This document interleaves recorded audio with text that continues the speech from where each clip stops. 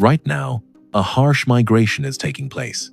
Millions of French people are quietly leaving the cities they have been attached to for their entire lives, not to seek wealth or pursue a lavish life elsewhere, but simply to escape from a reality that has become unbearable. For decades, France has been seen as a dream by the whole world.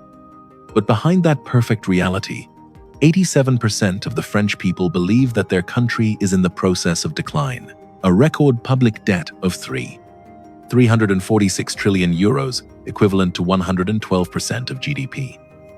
The crime rate is increasing. House prices are so high that many people have to live in small rooms like coffins. The neighborhoods fall into the hands of gangs. All the problems began to intertwine, forming an invisible noose that tightened the future of each generation. What has caused the symbols of civilization that were once the pride of Europe to fall into the perfect storm of instability and poverty? Is this a painful transformation, or the end of an era of prosperity? In today's video, we will delve into the darkest corners of 10 cities where life has officially become a nightmare, and find out why millions of people believe that the only way to regain peace is to leave the place they once called home. Paris, city of love. The city of elegance and livability. And for many decades, Paris has been seen as the heart of the European dream. But it seems that dream is becoming suffocating. According to many recent statistics, Paris frequently ranks among the top 10 most expensive cities in the world. The rent for a one-bedroom apartment in the city center is estimated to be between approximately 1,044 and over 2,000 euros per month. Meanwhile, the average net income of a single worker is around 2,183 euros. If you do a simple calculation, rent can take up 50 to 70% of your income. The rest must be enough for food, electricity, transportation, and even life. Some people call it living in Paris. Some others call it existing in Paris. And so the micro apartments began to sprout up like mushrooms after the rain. Rooms under 20 square meters. Some places are only 5 square meters, once used as storage for old items. A folding bed, a small sink, and a window that is sometimes even smaller than a TV screen. That is the space that many young people have to call home. Perhaps Paris is the only place in the world where one can live in a shoebox and still pay rent like in a 5-star hotel. But the cost is only part of the story. Paris is also facing another phenomenon: over-tourism. Every year, tens of millions of tourists flock here. Areas like Montmartre, the Louvre, or around the Eiffel Tower sometimes become walls of people. During peak season, locals say they have to avoid their own city. The metro lines are overcrowded, the streets are packed, and the neighborhoods that were once very peaceful seem to have become stages for the tourism industry. While tourists take photos under the Eiffel Tower, many young residents are quietly moving elsewhere, not because they hate Paris, but perhaps because they can no longer afford to stay. Some people move to the suburbs, some people move to smaller cities, and some leave Paris completely and never come back. Can a city still be called livable if its very residents seem to be pushed out? And when a place becomes too famous, does that fame inadvertently become a burden? What do you think? Paris is changing. Or is this just a difficult phase that every major city has to go through? Please share your thoughts in the comments section. Conversations like these sometimes help us better understand what is happening around us. And if you are interested in the deep stories behind the once glorious cities of Europe, subscribe to the channel. We have much more to explore. Because if Paris is a golden cage of living costs, then in the south of France, there is a port city where the issue is not rent, but rather the loud explosions. If Paris is like a gilded cage of living costs, then Marseille tells a completely different story.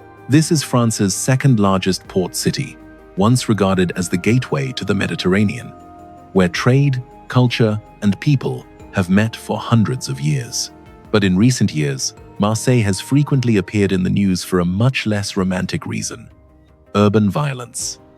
According to numerous local reports, 2023 alone has recorded around 48 people who did not survive in purges related to social evils.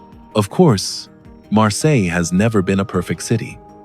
Large port cities often have their own dark corners.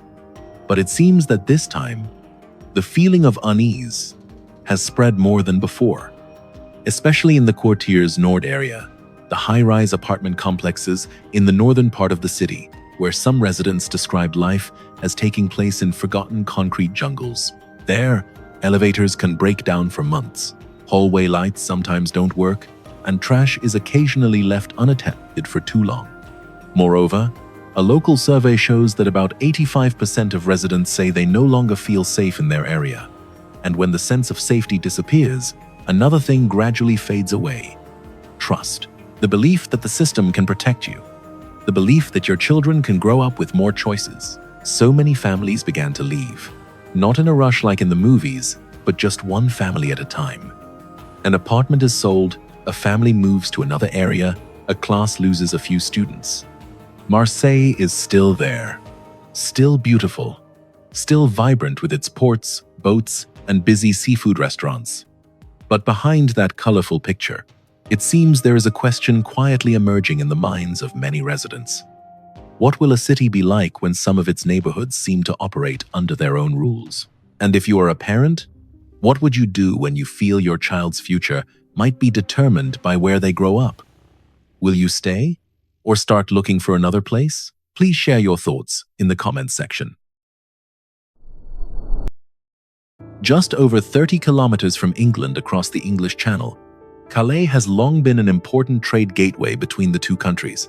In the past, this place was known as a peaceful port town, where ferries came and went regularly, and tourists would stop before continuing their journey across the strait. But in recent years, Calais seems to have become a symbol of a different story, much more complex and burdensome.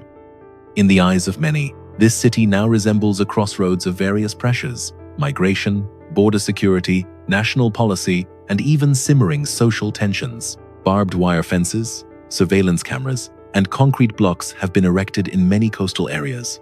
The operations to dismantle the migrants' tents occur frequently, sometimes reported to happen several times a week. And according to some statistics, in 2024, at least 69 people did not survive while trying to cross the English Channel in small boats. What complicates the story further is the sense of entrapment felt by the local residents themselves. Many people say that they seem to be living between two worlds. On one side are increasingly hardline security policies. On the other side are the desperate people trying to get to England to start a new life. And in the middle is Calais, a small city bearing the weight of problems much larger than its scale. It's not surprising that many small businesses in the city are starting to struggle. Tourism has declined. Some stores are closing down. And more importantly, many residents say they no longer recognize the Calais of the past. Not because they lack sympathy for the people trying to cross the sea, but perhaps because they feel their city is being swept into a vortex they cannot control. So how long can a small city endure the geopolitical pressure of an entire continent? And when decisions are made in distant centers of power, who is the one who has to live with the consequences every day? Grenoble was once proudly called the Silicon Valley of France, a city nestled in the Alps, where research institutes, laboratories, and technology centers are densely developed. But in recent years, many residents have started to talk about a different feeling. Not exactly a crisis. It's just that the familiar peace seems no longer as certain as before. Some areas around public transport routes, which used to be very bustling, now make many people feel the need to be more cautious in the evening. Small stories are beginning to appear in everyday conversations. Residents avoid certain streets after dark. Students are moving to other areas, or families are considering leaving the center. Those changes often do not happen noisily. They come very slowly. And sometimes they are only recognized after they have accumulated for a long time. How ironic. Grenoble can be the place where the most sophisticated technologies in Europe are designed, but the social issues of an urban area seem to still lack a software update.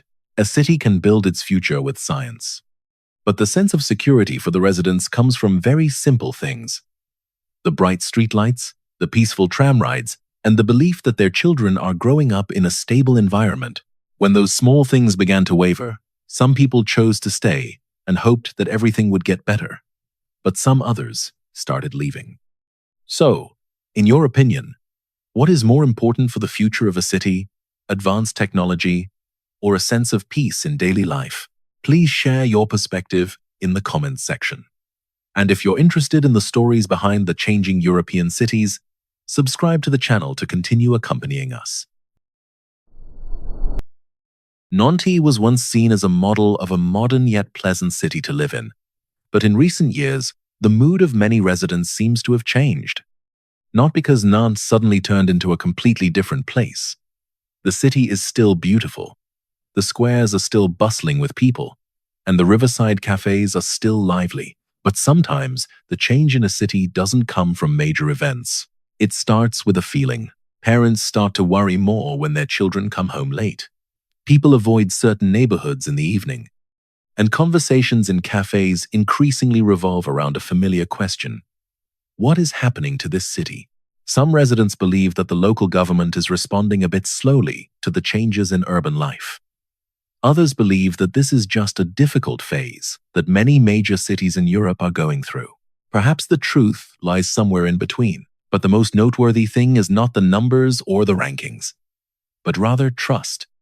When the trust between residents and the management system begins to show small cracks, the sense of security in a city gradually changes. In your opinion, what makes a city truly livable?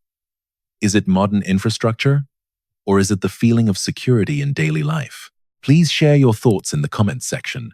And if you want to continue exploring stories that rarely appear on travel postcards, subscribe to the channel, because this story is not over yet. In the south of France, there is a student city famous for its Mediterranean sunshine, but the nights there have recently become less peaceful than before. After the story of Nantes, our journey continues down to the south of France, to Montpellier. This is a city famous for its Mediterranean sunshine, ancient squares, and especially its large student community. With over 70,000 students, Montpellier was once considered one of the youngest and most dynamic cities in France. The cafes around Place de la Comédie, the bustling evenings around the dormitory areas, all of these once created a very special atmosphere. But in recent years, many residents have started saying that the evenings in Montpellier no longer bring the same sense of relaxation as before. Many people say they have become more cautious when moving around in the evening. The areas around the train station or a few central squares are often crowded and sometimes create a sense of unpredictability. Those small changes gradually became familiar topics in the residents' conversations. Interestingly, Montpellier was once built as a city of knowledge. But it seems that knowledge is not always enough to solve the challenges of a rapidly growing city. Montpellier has many smart students. It's just that the city sometimes makes them think a bit too much about whether to stay or move elsewhere after graduation. In your opinion, what makes a student city attractive in the long term? Career opportunities, quality of life, or simply the feeling of peace when walking home at night? Roubaix was once one of France's important industrial centers. In the 19th and early 20th centuries, this city was famous for its textile industry. The large factories, the workers' housing, and the industrial pace of life once created prosperity for the entire region. But when the textile industry declined, Roubaix began to enter a very different phase. Today, this city is often referred to as one of the lowest income areas in France. According to many reports, a large part of the local budget depends on state support programs. The social welfare system, once considered a pride of Europe, here seems to be under too much pressure. The social housing complexes built decades ago are starting to deteriorate. The elevators sometimes stop working for long periods. Some apartments have issues with mold or outdated infrastructure.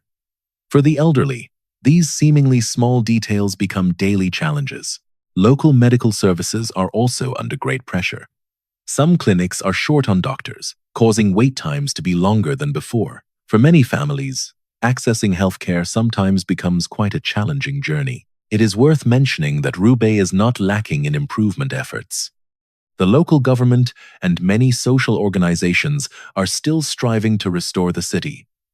But the recovery of a city after losing its industrial base is often a very long process. The European welfare system is like a large umbrella. But if too many people have to stand under that umbrella at the same time, it can start to become overloaded. Are the social systems built during prosperous times strong enough to withstand economic changes? And when a once prosperous city begins to struggle to find its way again, what is most important? Economic investment, urban renewal, or restoring the trust of its residents? If Roubaix reflects the fatigue of the welfare system, then Limoges represents another concern: the disappearance of the sense of peace that many once took for granted. For decades, Limoges has been famous for its porcelain, quiet little streets, and a rather slow pace of life. It's the kind of city where people usually choose to settle down, raise children, and enjoy their old age. But in recent years, some residents say that the atmosphere has changed, not in a loud way, but in a way that gradually makes people feel more cautious. Some neighborhoods that were once very peaceful have now become the subject of anxious conversations in the community. Local authorities sometimes have to implement temporary measures to maintain order at night, and law enforcement is more present in central areas. It is noteworthy that these changes do not only affect the statistics, they affect the psychology. Some parents are starting to think more carefully when their children go out in the evening. Some elderly people say they no longer feel the city is as familiar as it used to be. Limoges is still a beautiful city. The squares are still lit up, the shops still open every morning. But it seems that a thin layer of tension is covering this once very peaceful place. In your opinion, where does the peace of a city come from? Policies, community, or simply the mutual trust among its residents? Please share your thoughts in the comments section. And if you want to continue exploring the stories behind the changing European cities, subscribe to the channel to follow the next analyses. Because the next story takes us to another place. A city that was once very strong, but is now facing a completely different challenge: the silence of the closed factories. Saint Etienne was once a symbol of industrial France. Throughout the 19th century and most of the 20th century, this city was famous for metal production, weapons, and heavy industry. The large factories, the working-class neighborhoods, and the laboring rhythm once brought prosperity to the entire region. But as the economy changed and many industries moved elsewhere, Saint Etienne began to enter a very different phase. The city's population gradually declined over several decades. The neighborhoods that were once crowded have now become more sparse. Some streets have many shops closed, creating a sense of emptiness that many locals describe as quite sad. Real estate prices in Saint Etienne are currently among the lowest in France. This may sound like good news for home buyers, but for local residents, it sometimes reflects a different reality. Demand is decreasing, and young people often choose to leave in search of opportunities in more dynamic cities. Ironically, Saint Etienne once produced items that helped build a strong nation, but now the city is trying to rediscover its economic foundation. The city still has universities, redevelopment projects, and many revival efforts. But the transformation of a post-industrial city often takes a very long time. What helps an industrial city regenerate after the old economy disappears?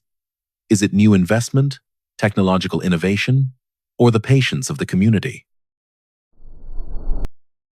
In recent years, many areas of France, including Nevers, have begun to be referred to by a rather thought-provoking term: medical desert. Those are places where finding a doctor is becoming increasingly difficult. According to many reports, more than 8 million French people currently live in areas lacking doctors, and about 6 million do not have a fixed family doctor. In some areas, a doctor may have to care for more than 3,000 patients, causing waiting times to stretch for weeks or even months. For healthy young people, this may just be an inconvenience. But for the elderly, a rapidly growing demographic in many small cities like Nevers, it can become a very real challenge. Some people have to travel dozens of kilometers to see a doctor. Some others postpone their medical appointments because the schedule is too far away. Nevers thus becomes a symbol of a quietly spreading problem. As essential services gradually concentrate in large urban areas, small towns risk being left behind. So, can a city survive in the long term if basic services like healthcare are becoming increasingly distant? Please share your thoughts in the comments section. And if you find these stories help clarify the changes happening in Europe, please subscribe to the channel to continue following. Because sometimes, to understand where a society is heading, we just need to look at the cities that people are gradually leaving behind. 10 cities, 10 different stories. Paris is suffocating due to the cost of living. Marseille faces complex urban challenges. Calais is caught between the currents of borders. Grenoble, Nantes, Montpellier. Places that were once very livable but are gradually changing. Roubaix and Etienne struggle with their old economic legacy. Limoges is losing its familiar sense of tranquility. And Nevers quietly faces the gap in healthcare services. Not everything is falling apart. But it seems that something is happening. When the pressure builds up long enough, some people start to leave. And when the residents leave, the cities begin to change as well. Perhaps the big question is not whether these cities are declining or not, but rather, what is changing in the way we perceive urban life? What does a livable city need more? Economic opportunities, or a sense of peace every day? What do you think? Please share your perspective in the comments section. If you find this video useful, don't forget to like, share, and subscribe to the channel so we can continue exploring the stories behind the changing cities together. This video is analytical and discusses urban trends based on various reports and publicly available information. The content is not intended to attack any individual or community. Each city has many positive aspects and commendable improvement efforts. The goal of the video is merely to provoke reflection on the changes happening in modern urban life.